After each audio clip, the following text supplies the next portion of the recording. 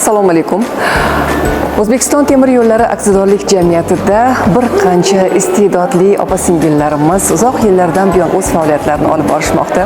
Bugun bayram arafasida ularni har birlarini bahor ayyomi 8-mart bilan chin qalbimdan muborakbod etaman. Men juda ham xursandmanki, har yili mana shu bayram arafasida ushbu dargohda o'tkaziladigan konsert dasturida qatnashaman va bu ayollar bilan yuzma-yuz ko'rishib, ularning chiroyli kayfiyatlarini ko'tarish baxtiga muyassar bo'lamiz. Aziz ayollar, umringiz uzoq bo'lsin. Nafaqat kasbda, balki oilada ham mehrda, ardog'da erkalanib, umrguzarolik qilishingiz tilakdoshiman. Bayram muborak bo'lsin. 8-mart bayram bilan hammanglarni chin qalbimizdan tabriklaymiz.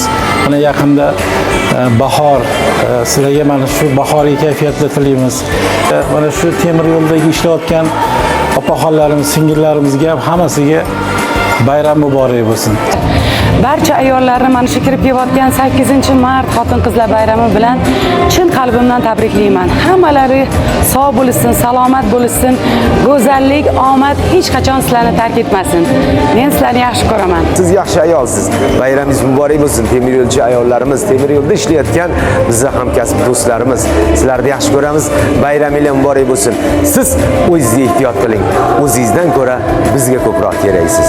8-mart xotin-qizlar bayrami bilan barcha temir yo'lda ishlaydigan ayollarimiz, qizlarimiz, opalarimiz, singillarimizni chin qalbimdan tabriklayman. Sizlarga mashaqqatli ishlaringizda rivoj tilayman. Charchamang.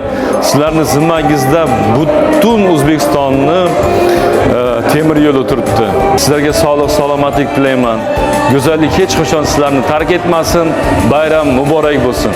Avvalambor assalomu alaykum, hurmatli aziz ayollarimiz, barcha temir yo'l xodimlari ayollarini bayram bilan chin qalbimdan tabriklayman.